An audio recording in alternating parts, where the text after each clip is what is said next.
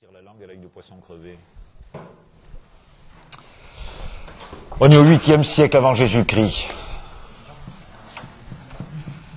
Mine de rien, on a pas mal progressé puisque je suis parti, souvenez-vous, de la nuit profonde des âges dits préhistoriques où l'espèce pensive s'avance sur la scène pour y jouer la partie sans exemple ni précédent qui est la sienne. On est sorti de cette phase où le temps passe sans que rien change véritablement à la surface du monde. On a parcouru une ou deux étapes majeures qui se confondent sans doute, à savoir le néolithique, la révolution de l'âge de bronze, l'apparition des premières cités-États sur les terres fertiles des fleuves de la Mésopotamie et la naissance consécutive de l'écriture en tant qu'instrument de domination, d'oppression, de coercition, de violence. L'écriture, c'est l'esclavage. Voilà. J'ai trop courtement passé en revue les stades successifs de cette transcription de la parole, de la pensée.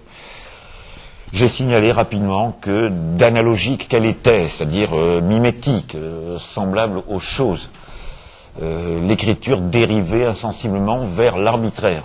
Le signe cesse de présenter la moindre affinité, la moindre ressemblance avec l'objet.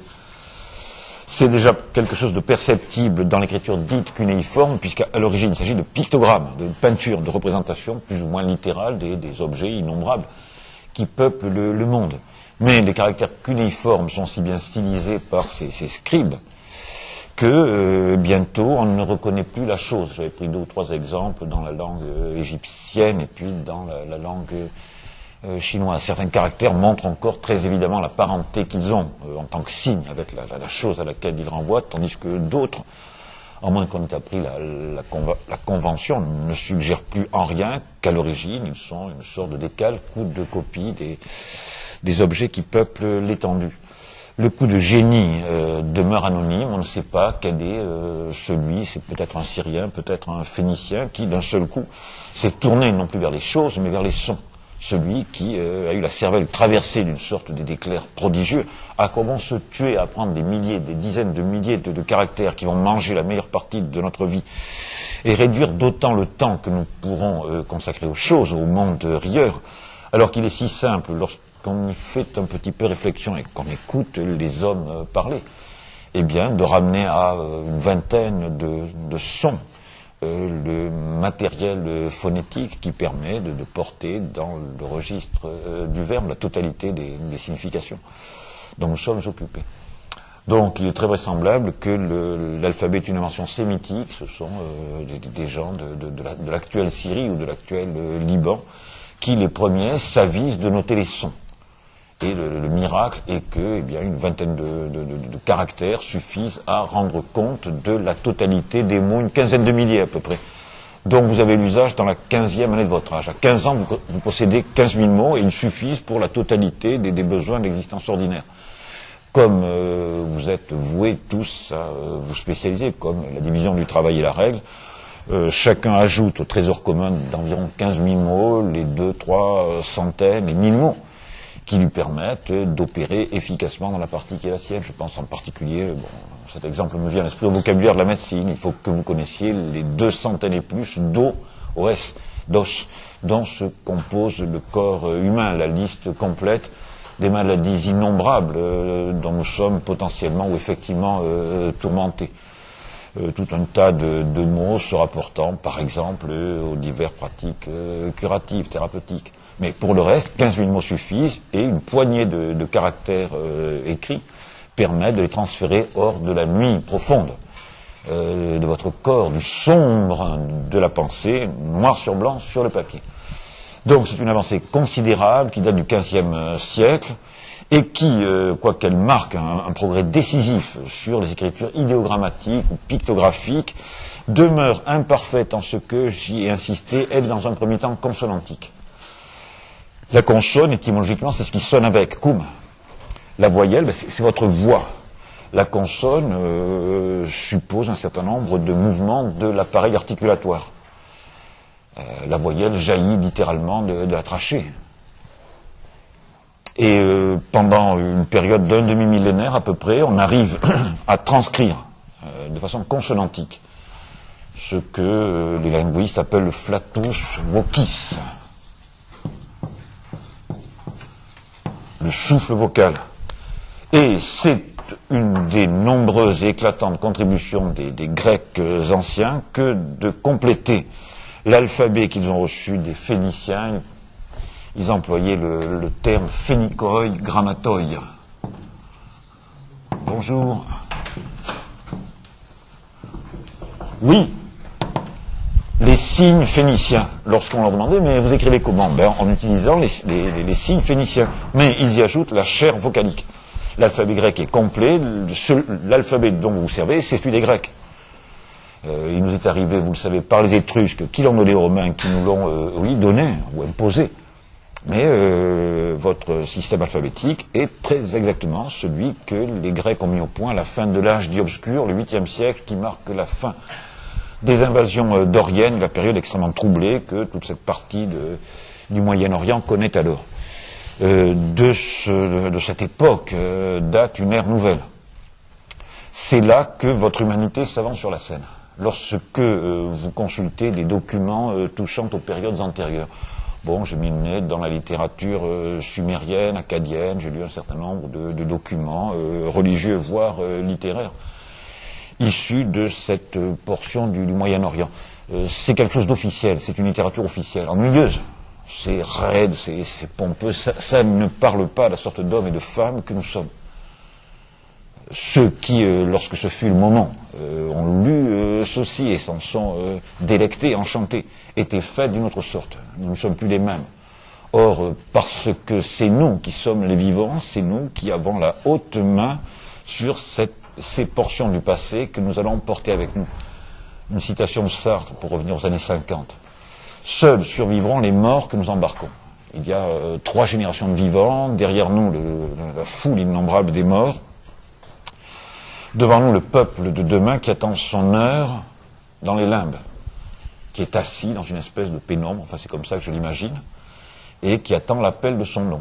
On se lève et puis on marche vers le guichet où nous est remis le papier qui enferme le chiffre de notre destinée. Bon, c'est une image, hein, ça va pas plus loin.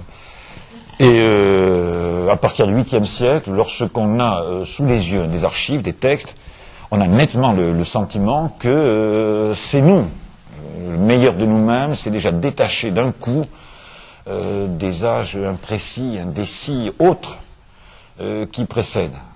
Il y a d'ores et déjà, depuis plus de 3000 ans, des sociétés pourvues de cet instrument hautement rationnel qu'est l'écriture, mais tout se passe comme si il fallait attendre qu'un alphabet parfaitement rationnel soit mis au point pour que d'un seul coup, une manière d'être, de penser, d'agir, de sentir émerge en laquelle nous reconnaissons les linéaments, l'ébauche de la sorte d'homme que nous sommes, avec les manières d'être et d'agir et de sentir et de penser, qui les qualifient en propre. On entre dans l'histoire. Ce sont des sociétés pleinement historiques, et au premier chef, la société grecque, le mot d'histoire vient du grec, historien. Et le temps de l'histoire, du récit, du devenir, se substitue au temps du mythe. Mythos, c'est la parole en tant qu'elle n'est pas écrite, fixée, qu'elle n'existe pas 2 fois, et en lieu sûr, dans vos hémisphères cérébraux, et sous la forme de cette dentelle noir et blanc, que vous pouvez laisser sur le papier et qui témoignera bien après que vous aurez cessé d'être, que vous avez passé, et que par suite il faut prendre en compte les actes dont vous avez rempli votre heure, votre temps. Donc le 8e siècle marque ce moment de l'histoire de l'espèce où quelque chose bascule et où l'humanité, en particulier dans cette portion de l'Europe méridionale, s'avance sur la scène du monde. Un mot de Braudel, le grand historien de la longue durée, fait commencer à peu près à cette époque ce qu'il appelle le trend. Des fois, Braudel parle anglais. C'était un Lorrain, ombrageux, je ne sais pas si vous avez vu la tête de Braudel, elle mérite le détour. Donc c'est un homme quinteux, ombrageux, professeur à la Sorbonne, plein de lui-même, et à juste titre. Et il arrive parfois que Braudel oublie qu'il est patriote, Lorrain se met à parler anglais.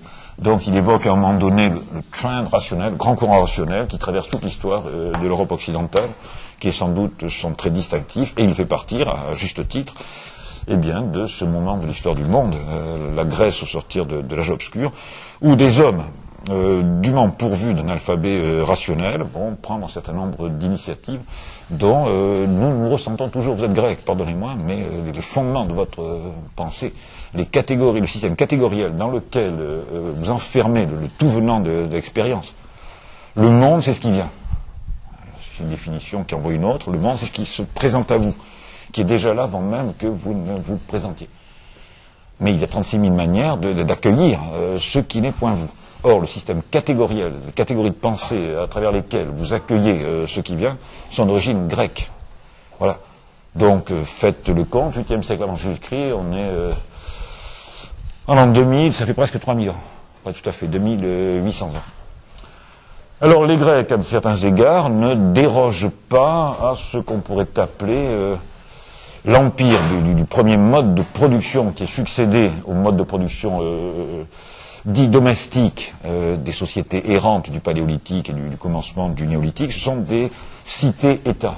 Bon, c'est le cours que vous avez dû, je crois, avoir au 2e trimestre de la classe de 6e. Alors pour moi, c'est il y a 100 millions d'années, mais pour vous, c'est tout à l'heure. C'est peut-être même pas fini, enfin j'en sais rien, j'imagine. Donc c'est le 2e trimestre, les Grecs. D'abord les Perses et les Mèdes, puis les Grecs. Donc les éternelles rivalités de Sparte et d'Athènes, l'impossibilité de constituer, l'heure n'est pas venue. Une sorte de pré-État-nation qui aurait été la Ligue du Péloponnèse, des rivalités continuelles entre ces cités-États, de temps à autre une alliance conjoncturelle pour faire face à la menace que représentent les Perses, les actuels Iraniens. Et de ces cités-États et de leur histoire mouvementée vont naître, principalement d'Athènes, d'abord la grande littérature, la matrice narrative dans laquelle tous les récits de l'Europe occidentale ont été coulés.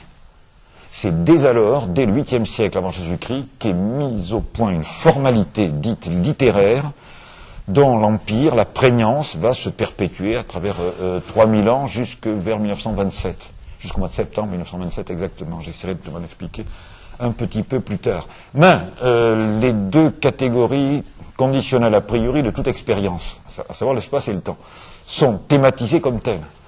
La plus forte tête philosophique de l'Antiquité s'appelle Aristote.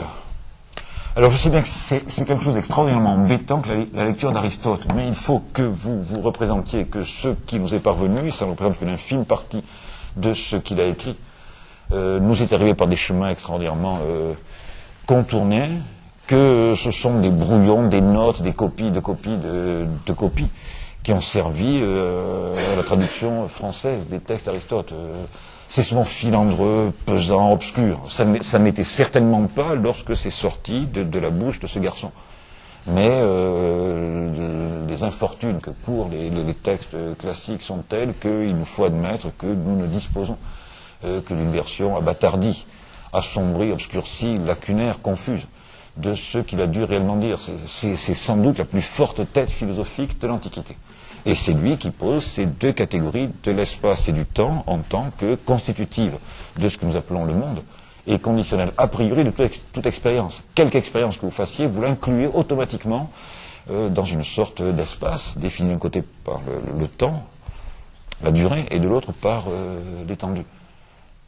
Et ces deux catégories sont si bien conditionnelles de l'expérience que spontanément il nous semble que nous faisons du monde qu'elles ont duré jusqu'en 1905. Jusqu'en 1905, il n'est personne en Europe occidentale et de par le monde qui soupçonne que ces catégories que Aristote donne comme intangibles, absolues, pourraient n'être pas bien fondées. C'est le mérite d'un iconoclaste qui s'appelait Albert Einstein que d'avoir soupçonné sur la foi d'une expérience qui datait déjà d'une trentaine d'années que, ça n'était pas deux absolus, mais simplement, comme on dit aujourd'hui, des variables d'ajustement. S'il y a un invariant qui est la vitesse de la lumière, ce qu'a établi l'expérience, alors il faut admettre que le temps et l'espace sont relatifs à un référentiel. Mais pendant près de 3 millénaires, ces catégories philosophiques vont gouverner la réflexion à laquelle l'Europe occidentale s'adonne, touchant à la fois les choses humaines et puis le monde naturel qui s'appelle la physis. Nous avons tiré la physique. Alors, je ne suis pas pour vous parler d'Aristote, mais pour essayer de vous indiquer quelles sont les étapes majeures par lesquelles le texte dans lequel nous trouvons un écho de nos actes a passé.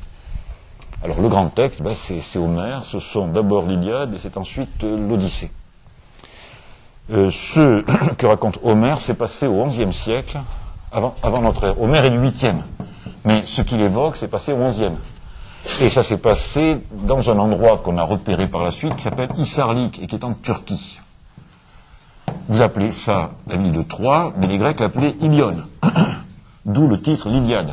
L'Iliade, c'est le récit très détaillé des combats que les Achéens, les Grecs, les vieux Grecs, ont livrés aux Troyens, qui, en principe, étaient censés avoir porté un très grave préjudice aux Grecs en la personne d'Agamemnon, puisque un nommé Paris, qui est une espèce de bellâtre de Troie, avait embarqué une fille qui s'appelait Hélène. Hélène d'Argos, qui était réputée être la plus jolie fille de tout le bassin méditerranéen. Alors les Grecs, irrités de tant d'audace, se seraient allés mettre le siège devant la ville de Troie. En vérité, c'est de toute autre raison qu'ils ont conduit là-bas. La ville de Troie, qui avait déjà pris un certain poids, régentait la navigation dans la partie orientale de la Méditerranée et soumettait tout ce qui passait à proximité à un péage. Il fallait payer. Vous vouliez vendre des marchandises, les Grecs sont des commerçants, c'est des marins, des navigateurs. Il fallait acquitter un péage, verser une certaine partie du profit que l'on escomptait, parce que les Troyens jugeaient que c'était là une portion de mer qui leur appartenait. Et c'est très vraisemblablement ces raisons-là qui poussent les Grecs à embarquer pour Troie et à mettre le siège sous ses murs. Alors il est dit dans l'Iliade que le siège a duré 10 ans, bon, on n'a pas de preuve. C'est long, 10 ans. Et la ville tombe, vous savez par quel subterfuge.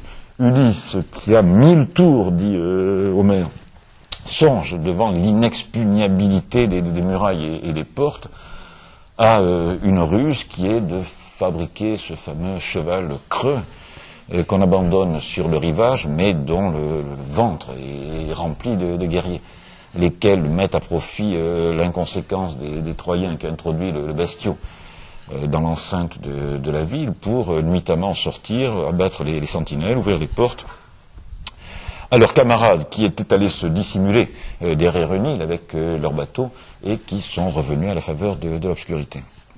Donc Troie est prise, on passe au fil de l'épée tous ceux que l'on ne peut pas emmener en esclavage, et puis ensuite les survivants, beaucoup de Grecs sont morts, repartent en ordre dispersé pour la Grèce. Ce sont des propriétaires fonciers, c'est une caste aristocratique, guerrière, c'est des combattants. Et l'un d'entre eux, qui s'appelle Ulysse, d'où le titre Odyssée. Odyssée vient du grec Odysseon, qui est le nom d'Ulysse. Les gosses qui ont fait lire des extraits, des morceaux choisis de l'Odyssée ne comprennent pas. Bon, mais Odyssée, c'est Ulysse, simplement. Donc l'un d'entre eux, Ulysse, qui a 1000 tours, polytropone, dit Homère, va ajouter 10 années supplémentaires aux 10 ans, à la décennie qu'il a passé sous les murs de Troie, pour regagner Ithaque, son île, et tout au long de ce périple faire 1000 rencontres, toutes plus terribles, effrayantes, ou inversement merveilleuses les unes que les autres.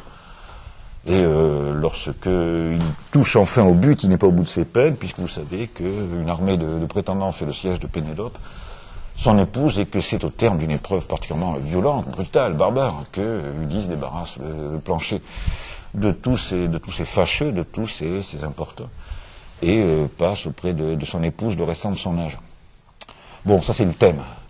Il est évident que un récit de ce temps ne peut renvoyer qu'aux actes de la caste dirigeante, qui est celle des propriétaires fonciers esclavagistes. La littérature ne tombe pas du ciel, elle a un contenu, elle renvoie quelque chose. Elle s'apparente à la pensée. Il n'est de pensée que de quelque chose. Et quelqu'un qui va témoigner de ce qui se passe en son temps, se trouve voué à évoquer soit les travaux et les jours, comme l'a fait Hésiode, soit les agissements héroïques, épiques de cette caste guerrière, de guerriers, de marins, qui s'en vont disputer la prééminence à des cités-États rivales, avant de s'en retourner à la maison chargés d'esclaves et de butin, lorsque, naturellement, ils n'ont pas disparu au cours des combats. Mais là n'est pas l'essentiel. L'essentiel me semble résider dans le fait suivant. Comme la division du travail s'est déjà introduite parmi les hommes, que les sociétés de ce temps sont, comme j'ai dit, que le disait Georges Dumézil, tripartis. Les combattants, les prêtres, et puis ceux qui travaillent, esclaves ou petits propriétaires. Eh bien, au lieu que ce soit les héros, les guerriers, les aristocrates, qui livrent une version approchée de ce qu'ils ont accompli, le sens de l'aventure leur échappe, et ils vont le confier non pas seulement à un scribe, à l'un des spécialistes en très petit nombre qui ont la maîtrise de l'écriture, mais qui plus est un infirme. J'ai annoncé là dans le programme qu'on rédige pour la brochure de l'école que j'insisterai tout particulièrement le jeudi sur le fait que ceux qui, d'âge en âge, se font les interprètes de l'aventure collective sont plutôt des gens stigmatisés. Or, rien n'est éclatant en fait d'infirmité comme ce qu'on appelle la cécité, le fait d'être aveugle.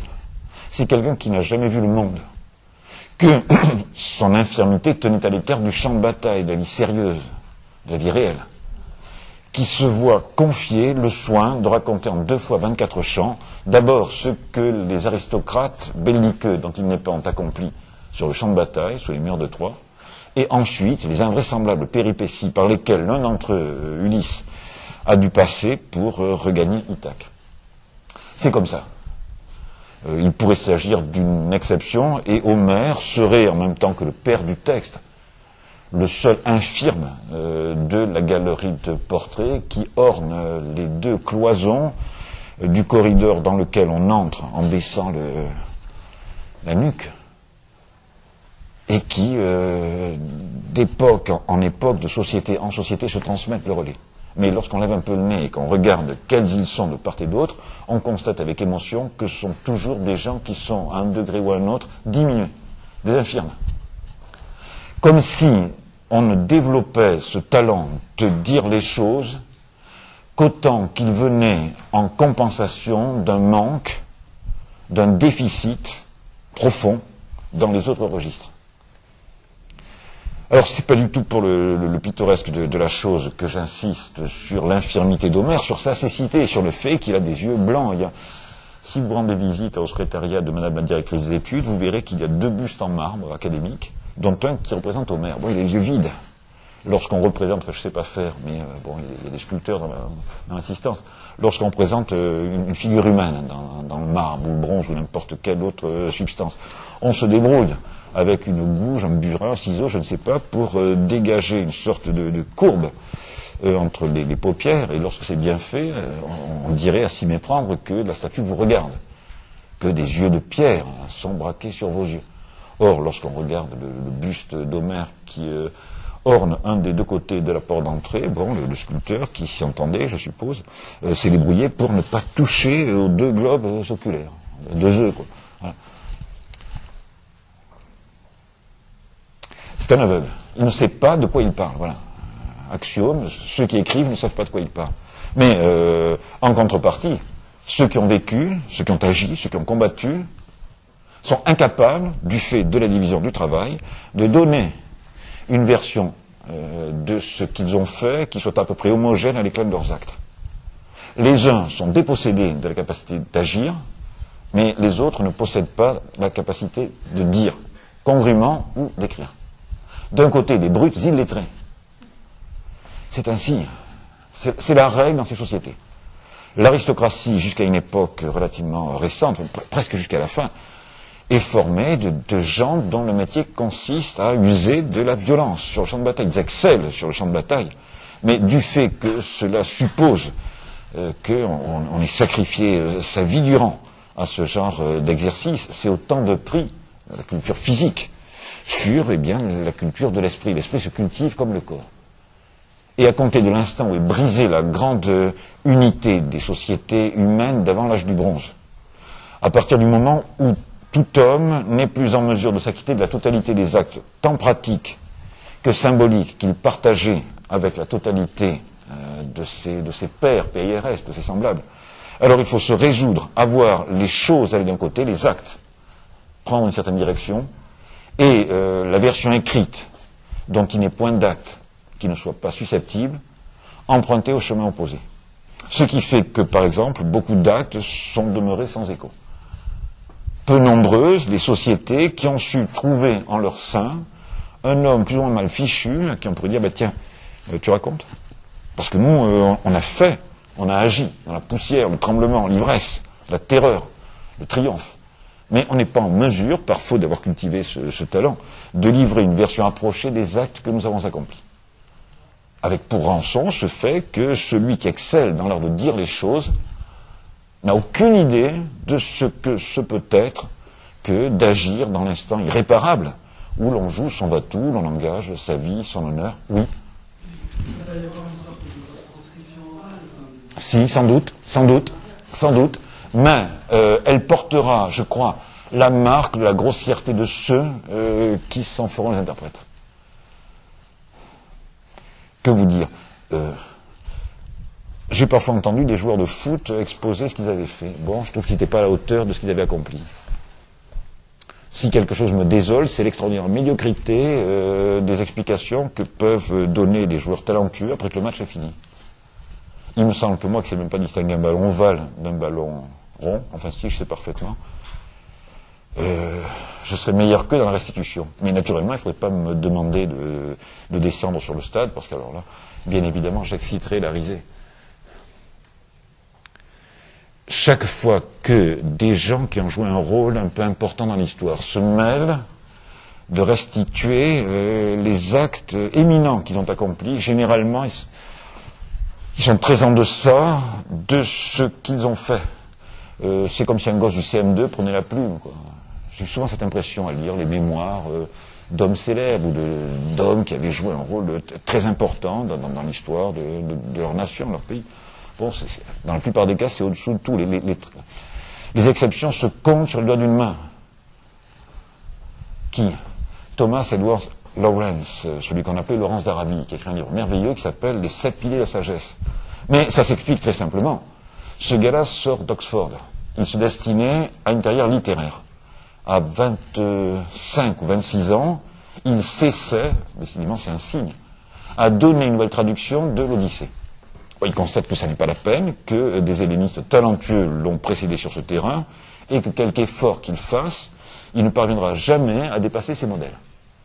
La guerre arrive pour lui offrir, comme sur un plateau d'argent, l'occasion de sortir de l'impasse dans laquelle, en pur intellectuel oxfordien qu'il est, il se sent.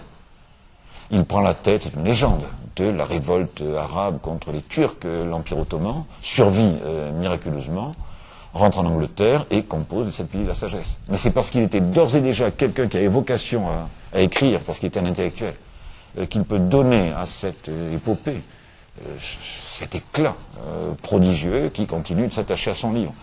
J'avais lu pour voir les mémoires qu'a laissé Allenby, qui était le commandant en chef anglais des forces de l'Empire au Moyen-Orient en même moment. Bon, Allenby, c'est un petit garçon.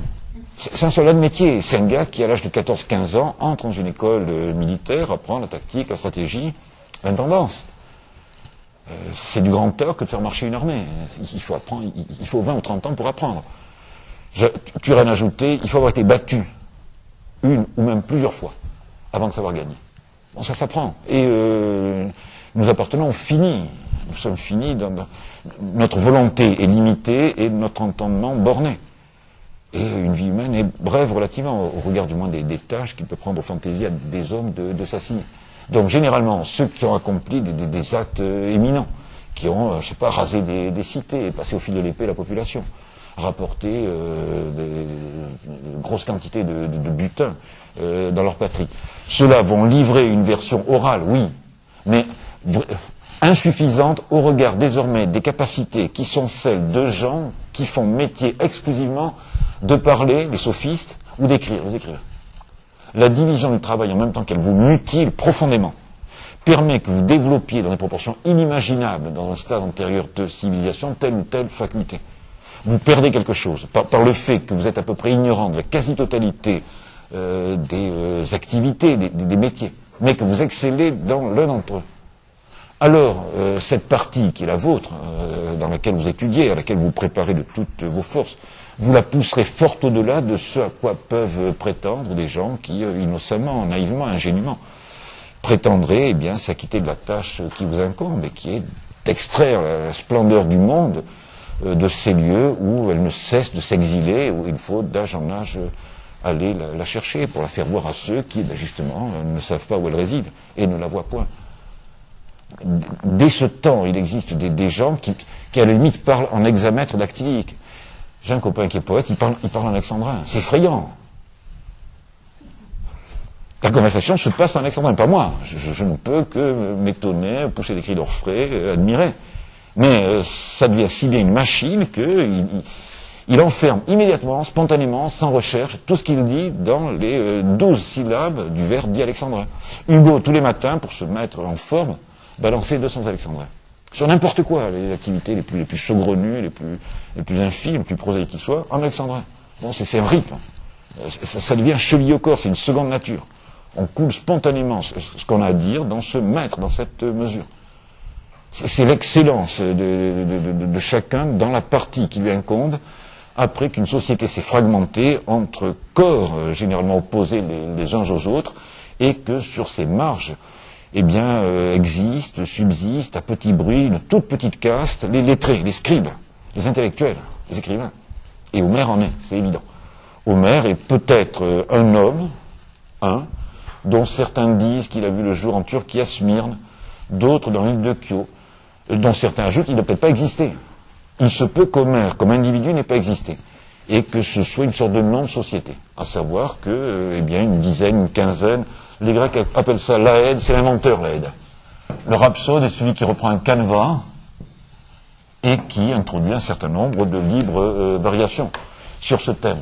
Homère est peut-être un nom de société désignant une demi-douzaine, une douzaine de personnes qui, l'une après l'autre, ou simultanément, auraient échafaudé ces deux récits épiques, à savoir la guerre de Troie, et puis le retour mouvementé d'Ulysse à la maison.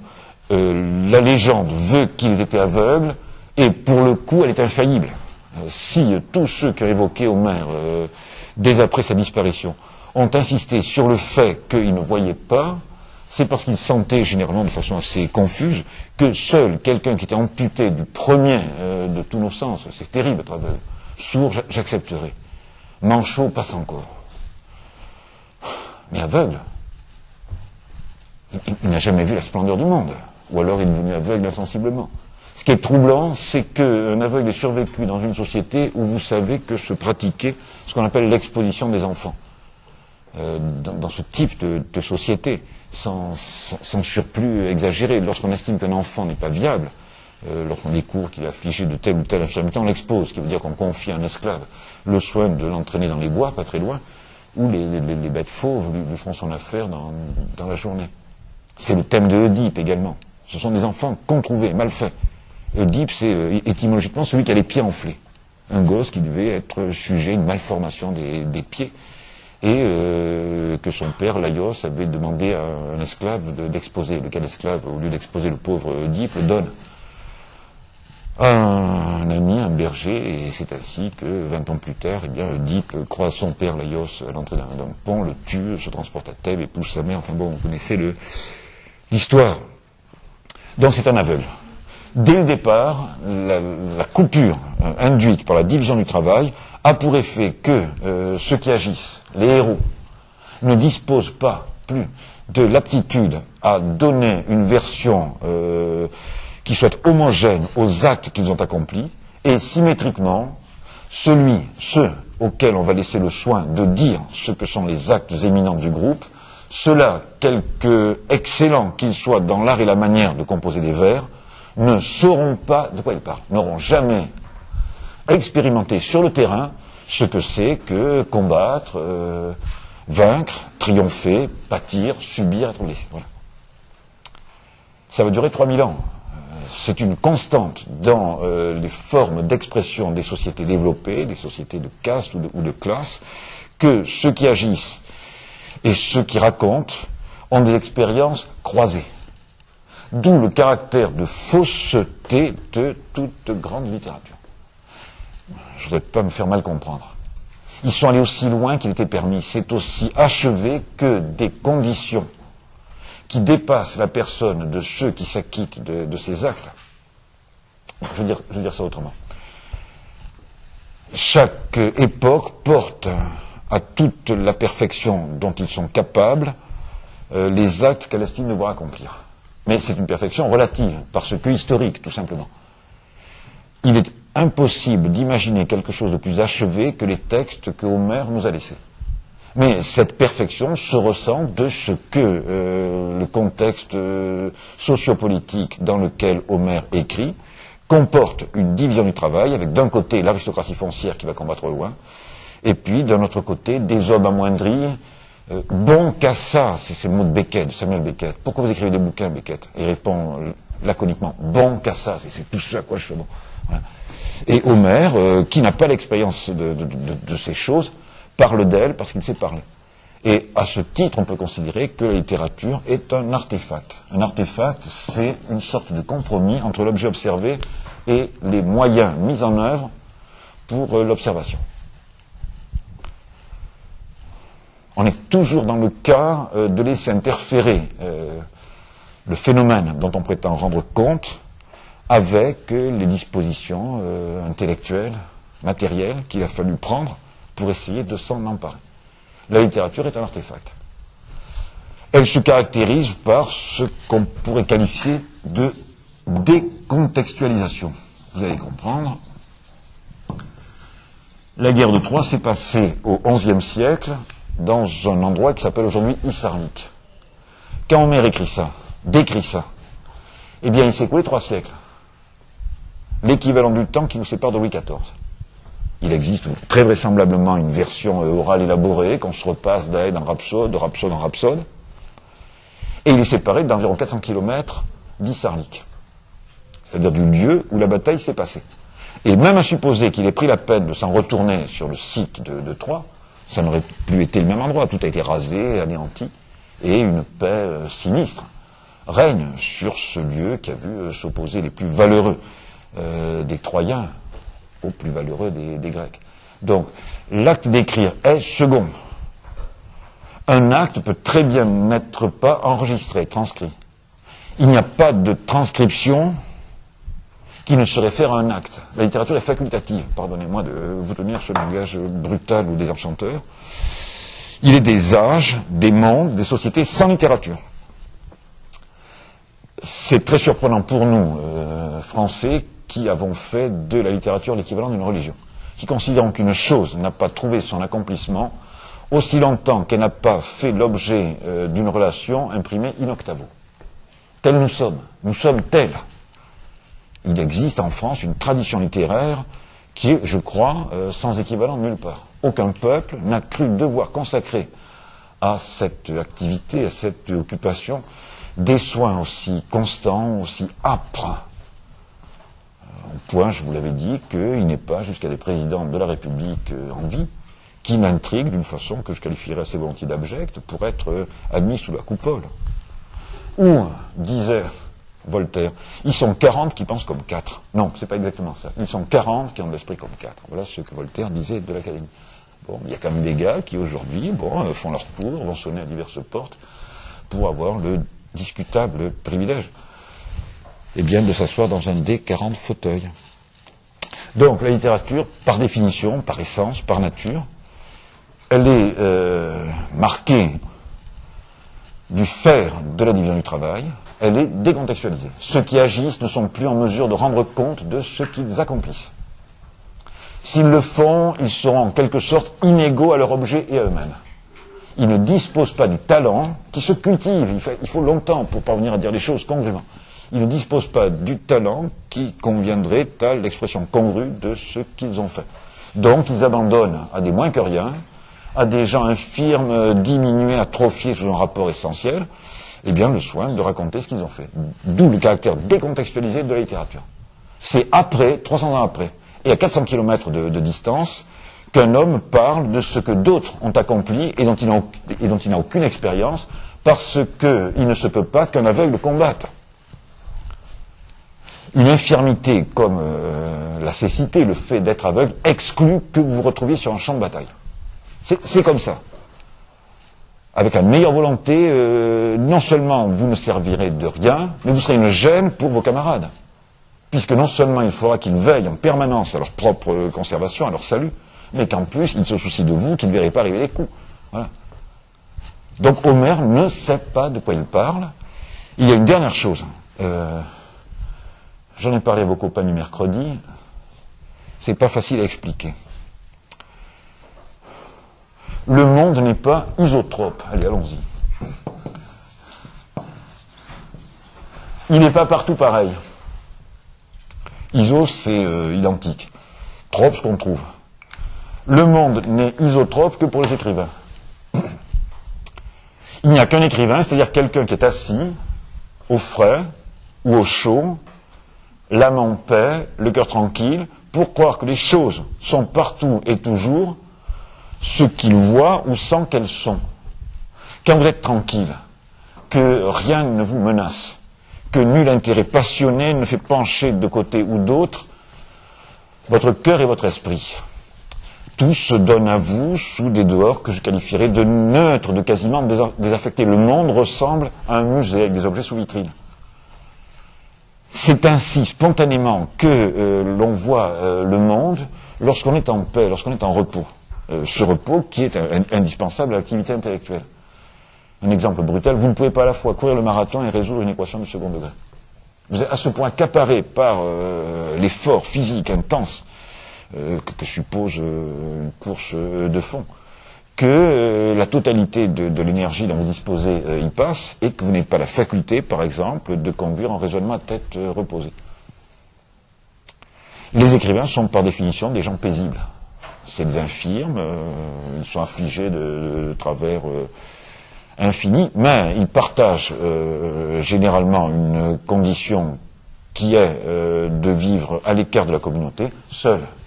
On ne peut pas écrire dans une pièce où il y a du boucan, il y a des gens qui passent, qui rentrent, qui font la cuisine. On ne peut pas. L'écrivain est seul et il goûte cette espèce de quiétude, cette sorte de repos, d'absence d'affect. Au prix de quoi il peut se demander quelle est l'image la mieux appropriée, si tel hexamètre dactylique est préférable à tel autre. Lorsque, inversement, on est pris dans des structures temporelles qui sont celles du combat, de l'action, on n'est pas le même. Vous n'êtes pas le même selon que vous êtes en paix, que rien ne trouble, n'inquiète votre repos, ou que dans la seconde qui suit, la destruction peut venir à vous. Le monde est autre. Il y a une dynamique de l'action. Le monde ne se présente pas sous les mêmes espèces, ne se compose pas même visage, selon que vous n'avez rien à redouter de lui, ou qu'il est gros de péril, et qu'il peut à tout instant interrompre votre course. Mais, généralement, comme les écrivains se trouvent exemptés des tâches périlleuses, qui sont longtemps l'apanage de l'aristocratie guerrière combattante, eh bien, ils ne soupçonnent pas que le monde dans lequel évolue cette aristocratie combattante et illettrée ne ressemble pas tellement à l'idée que eux, les écrivains, s'en font, dans le calme du réduit ou à l'ombre de l'arbre, où ils essaient de se représenter et de représenter ce que d'autres, dont ils ne partagent pas la condition, ont fait. La littérature a été et est restée pendant à peu près 3000 ans la conscience la plus large du monde dont soit capable un groupe humain. Il y a un peu plus d'un siècle et demi qu'elle s'est trouvée flanquée sur ses bords de discours savants qui prétendaient au monopole de l'interprétation publique légitime de la nature des événements dans lesquels nous sommes impliqués. Je pense à la naissance de la sociologie, des sciences sociales, la psychologie, etc. Mais pendant à peu près 3000 ans, la littérature a été seule l'expression la plus approchée de ce que nous sommes, avons, faisons. Et elle supposait qu'il existait dans un coin des gens un peu bizarres, un peu décentrés, un peu excentriques, bien souvent, qui, parce qu'ils étaient de loisirs, parce qu'ils ne combattaient pas, ni ne travaillaient, un aveugle ne travaille pas, il fait des bêtises, eh bien, s'appliquait à décrire minutieusement ce qu'avaient pu être les actes, les événements dont ils avaient recueilli l'écho. Sous ce rapport, la littérature a été, pendant tout ce temps, la conscience la plus large, la plus détaillée, la plus précise, la plus belle, la plus enivrante, que ce monde que nous habitons ait reçu. Vous pouvez chercher ailleurs, vous ne trouverez rien d'équivalent. Personne que les écrivains n'a donné une version aussi approchée, aussi lumineuse, aussi séduisante parfois, de ce qui occupe, accapare les hommes. Mais c'était déjà une tâche si dévorante que celle qui consiste à projeter sur le papier, sur la paix, sur la blancheur immaculée du papier, des actes violents, les combats de ras d'égout auxquels se trouvent mêlés d'un côté les Achéens et de l'autre les Troyens. Que cette conscience large, ouverte, lumineuse du monde ne pouvait pas, par une sorte d'arrachement à elle-même, par un pas en arrière, se demander si d'aventure les conditions qui lui permettaient de se constituer comme conscience ne gauchiraient pas, n'infléchiraient pas l'image du monde qu'elle donnait. Je peux dire ça autrement si vous voulez. Je vais vous le dire autrement. C'est une question épineuse. Elle n'a commencé de trouver sa véritable résolution qu'au tout début du XXe siècle, sous la plume d'un philosophe allemand, qui est sans doute la plus grosse tête philosophique du XXe, qui s'appelle Edmund Husserl. Si on vous demande quel est le plus grand philosophe du XXe siècle, ne vous cassez pas la tête, n'allez pas chercher je ne sais trop qui, enfin si, je sais très bien qui. Dites, la plus grosse tête philosophique du XXe, c'est Edmund Husserl. Alors en 1900-1901, c'est un garçon qui doit être né en 1860, qui est mort en 1938, persécuté par les nazis, en particulier par son ancien élève Martin Heidegger, parce qu'une partie de son ascendance était juive. J'imagine la tragédie que ce fut pour Edmund Husserl, qui est un représentant lumineux, merveilleux de la grande tradition philosophique allemande, que de voir le peuple allemand, qui est le plus cultivé de la terre, se tourner avec ce visage monstrueux qu'il venait de revêtir. Non pas seulement contre le genre humain, mais de surcroît contre les manifestations les plus hautes du génie humain et brûler des bouquins, dont ceux de Sigmund Freud et puis les siens, par exemple. Donc Edmund Husserl, en 1901, écrit un livre qui a été traduit seulement en 1969, qui s'appelle « Recherche logique ». N'y mettez pas le nez, ça vaut pas le coup. Ça serait trop long, vous n'avez pas le temps. En 1913, il écrit un livre qui s'appelle « Idée directrice », je vous donne la traduction en français, c'est pas la peine que je vous file de l'allemand, « Idée directrice pour une phénoménologie », qui est traduit par bonheur en 1950 par Paul Ricoeur, Retour de captivité en Allemagne.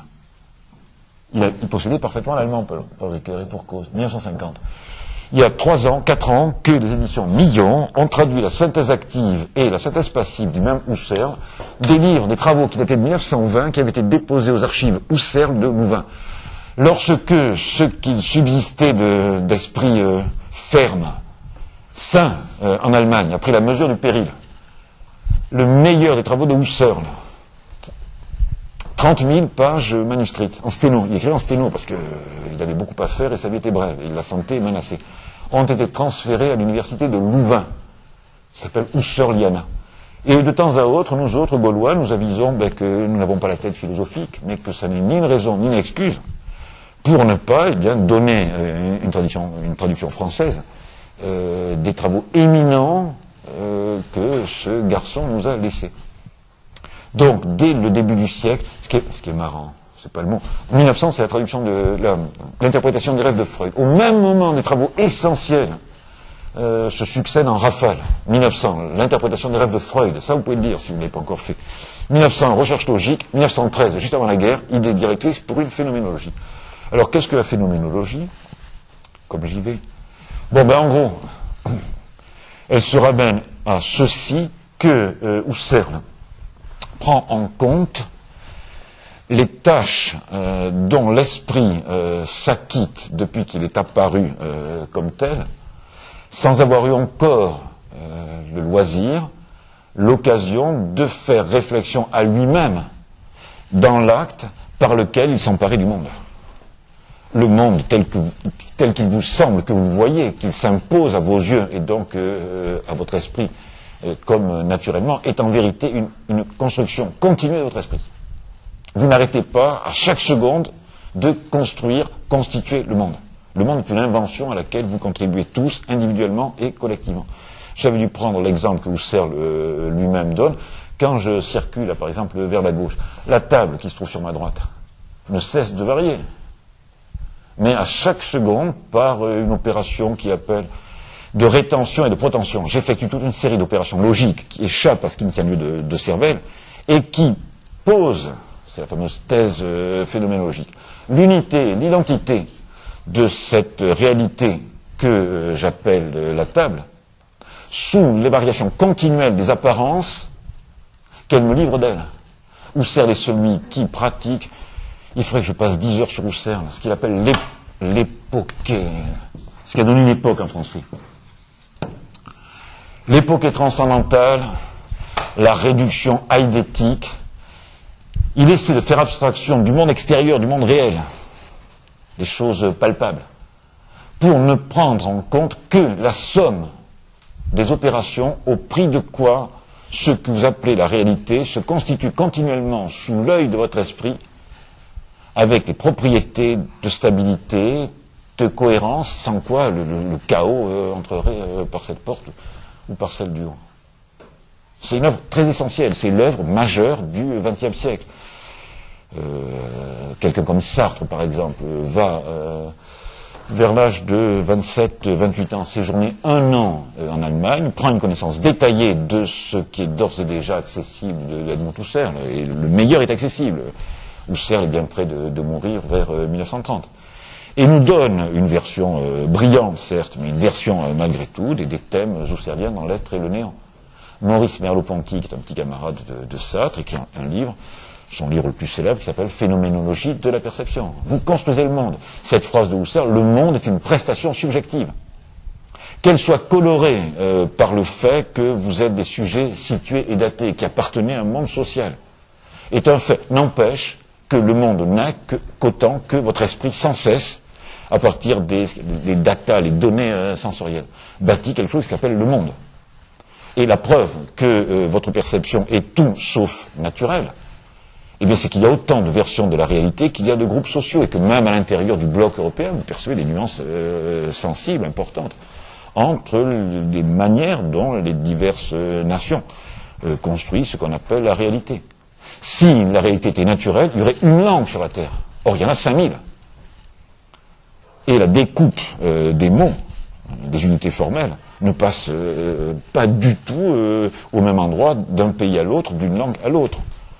La forme d'esprit qui est la vôtre fait que, par exemple, lorsque vous pensez à de l'humain, vous excluez l'animal. Dans certaines sociétés primitives, un type vous déclare froidement « je suis un crocodile ». Et il ne plaisante pas. Il là où vous séparez comme l'eau du feu, l'idée d'animal et l'idée d'homme. Là où pour vous, il y a une coupure absolue entre ces deux catégories. Eh bien, pour d'autres que vous, et qui sont hommes autant que vous l'êtes, il n'y a pas d'incompatibilité. Il n'y a pas d'exclusion sémantique. On peut à la fois se sentir homme au suprême degré, Dieu sait s'ils le sont, et en même temps se considérer comme un crocodile. Et à la même époque, un anthropologue français qui s'appelle Lucien Lévy-Bruhl, qui est très déconcerté par cela, avance l'idée de pensée prélogique. Les gens pensent qu'une chose est en même temps qu'elle n'est pas. Et il met ça au compte d'une certaine mentalité primitive, qui ne voit pas ce que des travaux ultérieurs ont porté en pleine lumière. C'est que ce type d'opération n'est possible que dans les groupes qui n'ont pas accédé à l'écriture. Où l'écriture, en objectivant la pensée, en la mettant noir sur blanc sous vos yeux, fait apparaître ce que vous appelez des contradictions, mais qui n'en sont que pour vous, qui êtes saturés, imprégnés de culture graphique, qui êtes les enfants, les fils et les filles de l'écrit. Donc, il a fallu attendre cette période très mouvementée que constituent les 30 premières années du XXe siècle pour que la conscience, sous ses manifestations les plus hautes, c'est-à-dire celle qu'elle prend sous la plume des philosophes, s'avise de ce que, certes, Elle est consciente de ce qui n'est pas elle, les choses. Mais que rien ne lui a été malaisé comme de prendre conscience des conditions au prix desquelles elle pouvait apparaître comme conscience. Un mot de Husserl bien célèbre, Pierre Bourdieu. La condition de la connaissance, c'est la connaissance des conditions de la connaissance. Vous voulez que je vous l'écrive ? Je vous l'écris. C'est le début d'un article célèbre de Bourdieu. La condition de la connaissance, j'abrège, Cohen avec l'accent circonflexe, c'est connaissance. C'est la connaissance des conditions de la connaissance. Ça tombe en plein sur ce que je vous dis. Homère est aussi conscient qu'il est permis à un infirme, exclu par le fait de l'activité guerrière de l'aristocratie foncière, il est aussi conscient qu'il est permis de ce que font ces gens dont il ne partage pas le destin. Mais il ne faut pas lui demander de prendre conscience de ce que sa situation d'écrivain peut avoir d'effet sur sa vision, c'est-à-dire sur l'idée qu'il se fait des actes que d'autres ont accomplis. Homère trouve naturel d'avoir le cœur en paix, de porter sur toute chose un même regard froid, égal, dépassionné.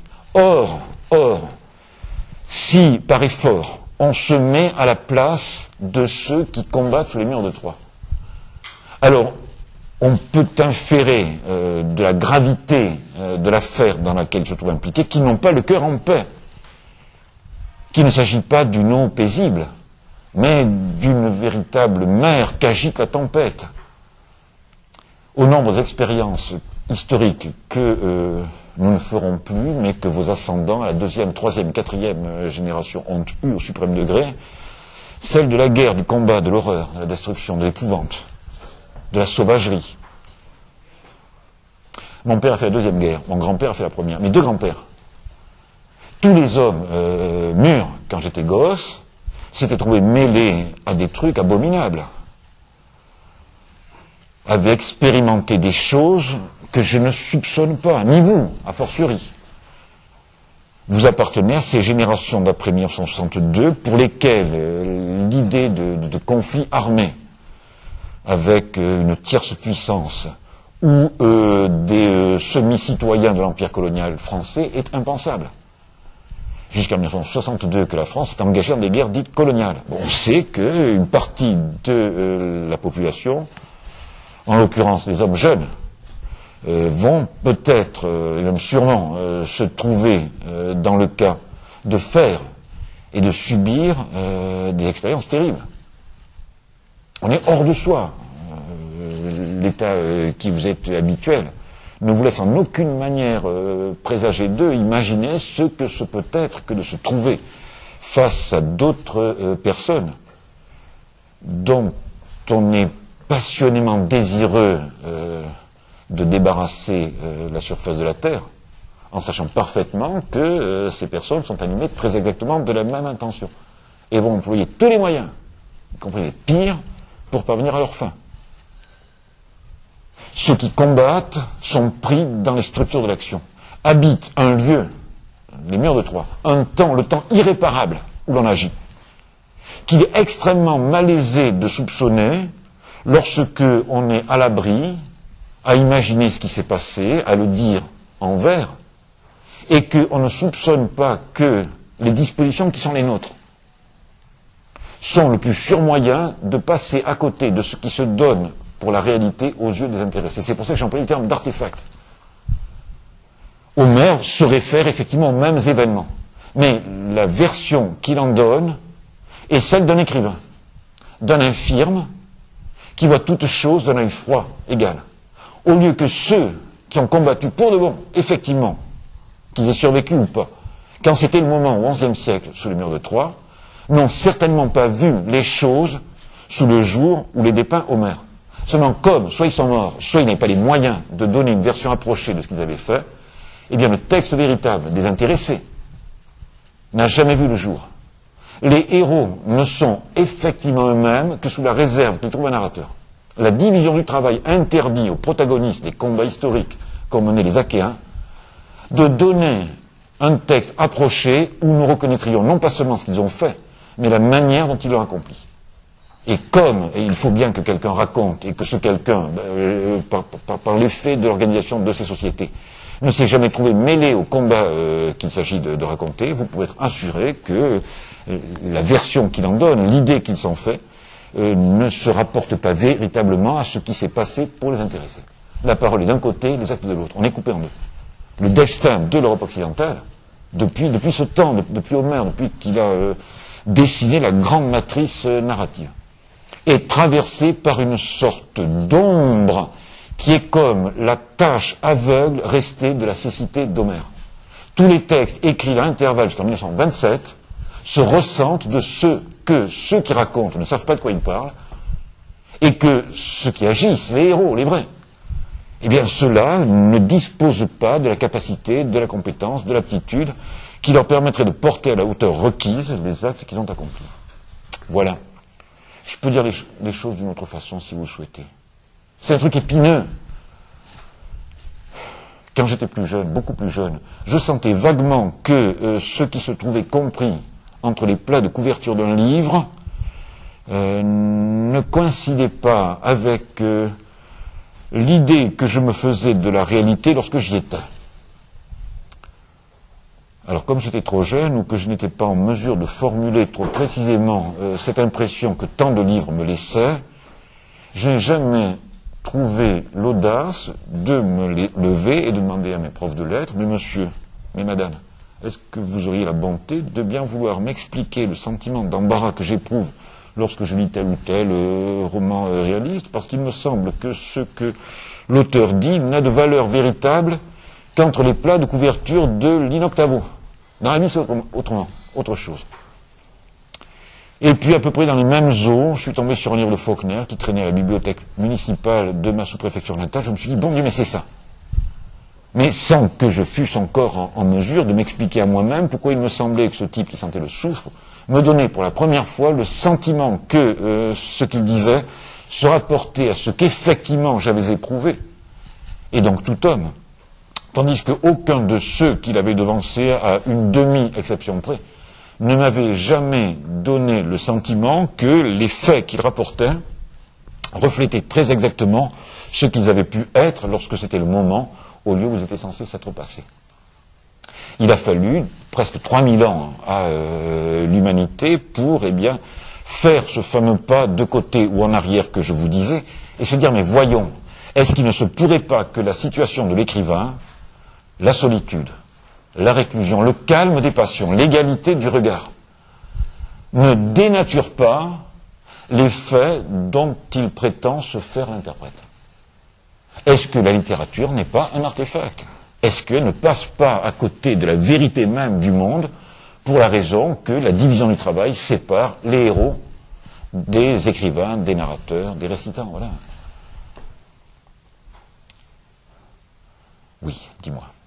Est-ce qu'on peut comparer ça au fait qu'avant le son, avant 1960 ou quoi, je crois, le son n'était pas du tout. On ne pouvait pas avoir un son direct. Non, je ne pense pas. Non. Le cinéma date à peu près de la même époque. Il se peut que le cinéma ait contribué à rendre largement sensible le fait que la littérature classique était d'une certaine manière insuffisante à son objet. Mais je pense que si c'est vers 1927-28 que la littérature s'avance d'un coup, et au contact même de la chose, et qu'il puisse sembler alors que pour le coup, ce soit enfin les choses qui nous disent leur nom, la chose qui était restée comme en retrait, hautaine, muette, daigne enfin, parce qu'elle a trouvé son interprète, quelqu'un qui prenne sa main de fer ou de marbre, elle se penche vers nous, et à l'oreille, elle nous dit le nom exact, littéral, qui était le sien, et que jusqu'alors elle avait tué ou ravalé. Je pense que si la littérature s'avance aussi brutalement pour conquérir le terrain qu'elle n'avait pu occuper jusqu'alors, cela tient à ce que la cosmogonie occidentale est ruinée à ce moment-là. C'est le moment où j'ai fait allusion Sigmund Freud, qui est un type extrêmement courageux, c'est une figure merveilleuse, lumineuse, habillé comme un bourgeois, vivant comme un bourgeois, mais animé d'un courage de flibustier, descendant dans les galeries terribles, souterraines, qui s'étendent, qui se ramifient à perte de vue sous le sol poli mais très mince, très fragile de la conscience claire, et la torche à la main, allant à la rencontre des monstres qui nous hantent et leur faisant à chacun la question, établissant le complexe d'Oedipe. Par exemple, il faut zigouiller papa et épouser maman. Ah ben oui, un bourgeois de Vienne. 5 ans après 1900, c'est Einstein qui dit mais l'espace et le temps intangible, je veux bien, mais ça colle pas avec les résultats d'expérience physique. Or, le protocole expérimental est irréprochable. Les deux bonzors, qui s'appelaient Morley et Michelson, qui ont essayé d'apprécier des variations dans la vitesse de propagation de la lumière, n'en ont pas constaté, malgré la perfection technique de l'interféromètre dont ils s'étaient servis pour apprécier des variations. Donc, puisque le protocole expérimental était bon, qu'il est irréprochable, que les conclusions auxquelles ils sont parvenus sont irréfutables, il n'y a pas de variation de la vitesse de la lumière. C'est donc qu'elle est un absolu, et si nous voulons balancer nos équations, il faut à toute force que ce soit l'espace et le temps aristotélicien, qui paraît-il étaient intangibles, qui deviennent relatifs. Les fondements de la civilisation occidentale croulent. Ils dataient de l'Antiquité, et plus exactement de l'Antiquité grecque. Et de même que d'un seul coup, eh bien, nous nous avisons de ce que l'espace et le temps sont relatifs, que ce qu'avec orgueil nous prenions pour la conscience est à la vérité un tout petit spot de lumière sur la surface ténébreuse, tumultueuse d'un océan inexploré. De même, un petit morveux d'une trentaine d'années qui vit non plus en Europe occidentale, mais dans cette espèce de projection ultramarine de l'Europe occidentale que sont les États-Unis d'Amérique du Nord, se met à écrire des récits. Oui, mais tu vois, lui, un idiot, ça s'appelle Le bruit et la fureur, le gars s'appelle William Faulkner. Et quand on a ça souvenir, on dit, oui, enfin, d'un coup, on a le sentiment que ce qui se trouve sur le papier, au lieu d'être une version élégante, distante, approximative, artistique, académique de ce qui s'est passé, c'est la chose même.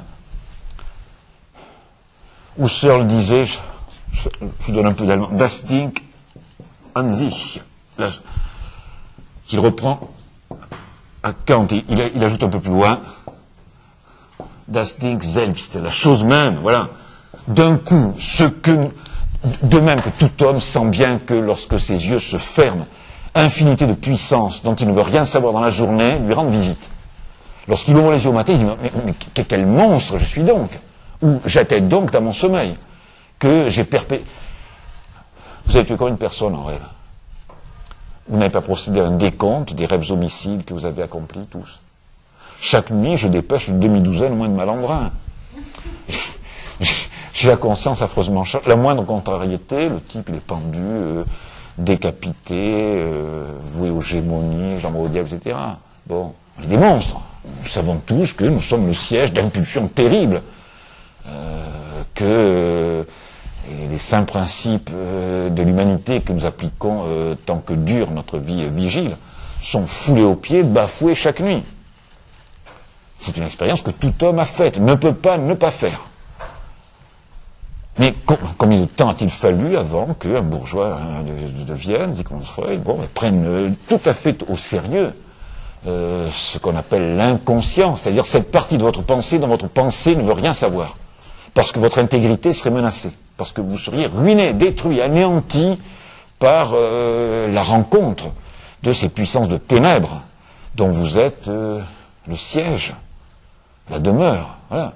Donc c'est au même moment, à la faveur d'une crise terrible qui va conduire l'Europe à 2 doigts de la destruction, 30 années de guerre civile, c'est ça. 3 août 14, 8 mai 1945. Dans une espèce d'éclair noir, on entrevoit soudain un certain nombre de choses qu'on n'avait pas encore pu porter dans cette lumière qui est celle de l'esprit. Et jusqu'en 1927, pour le coup, quiconque se mêle de raconter quelque chose s'inscrit dans la perspective resplendissante qu'un aveugle, qui s'appelait Homère, a ouverte, et fait sienne un certain nombre de prémices que Homère a admises sans y faire réflexion, et qui ont pour effet que, ce qu'il écrit, c'est de la littérature. Et j'emploie le mot à dessein, au mauvais sens du terme, c'est la littérature, c'est pas ça. Parce que, le ça qu'il s'agit de saisir, de fixer par le moyen de l'écriture, en sont seuls dépositaires par expérience des guerriers qui n'ont pas les moyens d'en livrer la version littéraire appropriée. c'est à la fois une des séquelles de la division du travail, ça n'est pas les mêmes hommes qui combattent, qui œuvrent, qui travaillent et qui racontent, et c'est lié à ce qu'on pourrait appeler l'histoire de la raison, qui, après avoir conquis le monde, doit entreprendre de se conquérir elle-même, s'avise subitement qu'elle est à elle-même un pays inexploré, dont il s'agit de répertorier la géographie, aussi bien dans la partie éclairée, superficielle, c'est le travail de cet éminent philosophe allemand qui est Husserl, mais où il convient également d'explorer les grottes, les gouffres, les cavernes bourrées de monstres. C'est le travail de Freud, c'est le même moment. Il y a une crise très profonde de la civilisation européenne, et c'est généralement, vous le savez, à la faveur des crises, qu'un certain nombre d'évidences aveuglantes se disloquent sous nos yeux et que nous entreapercevons soudain ce qui se tenait là dans une espèce de pénombre, de crépuscule, sans qu'on puisse en discerner les traits. Puis d'un seul coup, ça s'avance. Et c'est également, je vous donne la récré juste après, une constante de l'aventure européenne, que quelle que soit la nature de l'événement qui se présente, il va trouver un interprète. Chaque fois que quelque chose d'extrêmement important se produit, vous pouvez être certain que d'un recoin obscur va sortir quelqu'un qui va s'avancer sur le devant de la scène, qui va dire voilà ce qui s'est passé, voilà. Et on a le témoignage écrit. Je touche à une question extrêmement épineuse là. S'il vous semble que je ne l'ai pas formulée avec toute la clarté requise et que vous êtes en droit d'exiger, c'est le droit de comprendre, vous me le dites, j'essaierai de vous redire ça en usant d'un langage un petit peu différent. Eh bien, vous n'avez pas volé de respirer. Je peux vous poser une question. Oui. Excusez-moi, parce que Mais je vous en prie. mon français n'est pas loin d'être parfait, mais si j'ai bien compris, en fait, ce qui change au bout du XXe siècle, c'est les catégories absolues qui ont existé avant, Oui. s'effondrent grâce au travail de Husserl, Oui. etc. Mais la littérature reste tout de même exactement ce que vous avez dit là, un récit qui essaie de nous donner une idée du monde à travers le regard de celui qui parle. Oui. Sauf les absolus disparaissent, c'est dans vous oubliez ça pour l'instant. Et donc, c'est pour cette raison, peut-être, c'est-à-dire sans doute, on a des écrivains, mais des écrivains qui fonctionnent exactement au bout du compte dans la même manière d'un Homère, parce qu'ils nous donnent un artefact. Parce que c'est pas une digne an sich du tout. Il me semble que, pour la première fois avec William Faulkner, la littérature applique le principe de l'organon kantien, penser à la place de l'autre. Se mettre à la place de ceux qui ont agi.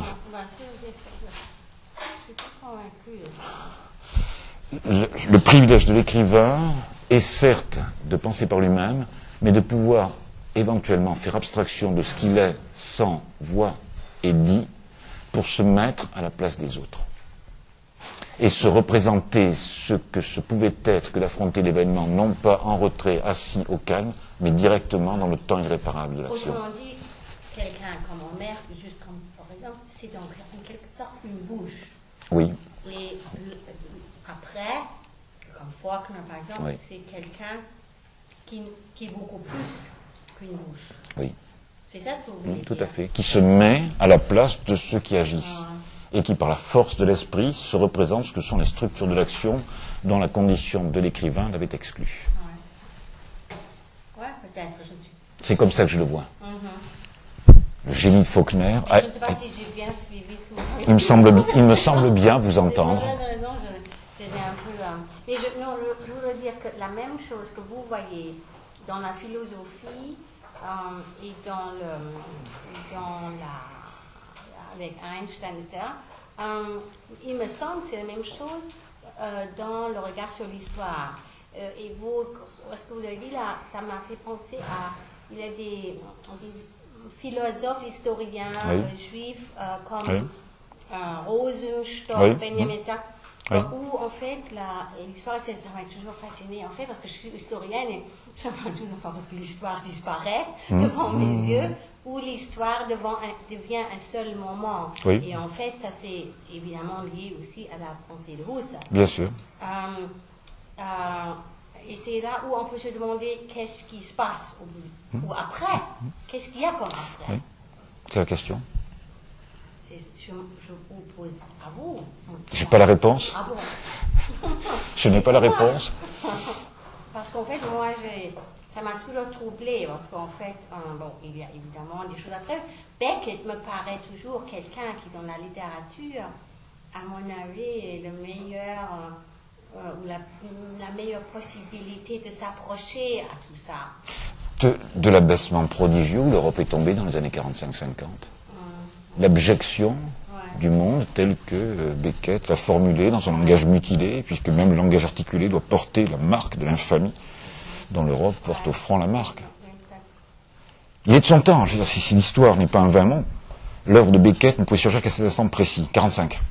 Et les grandes œuvres de Beckett, 45-51. Hein. Pas avant, ni après, c'est trop tard. Oui.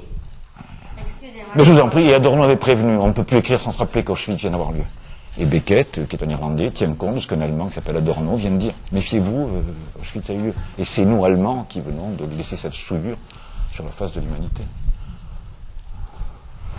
Mais je vous en prie, c'est la récré, les gosses.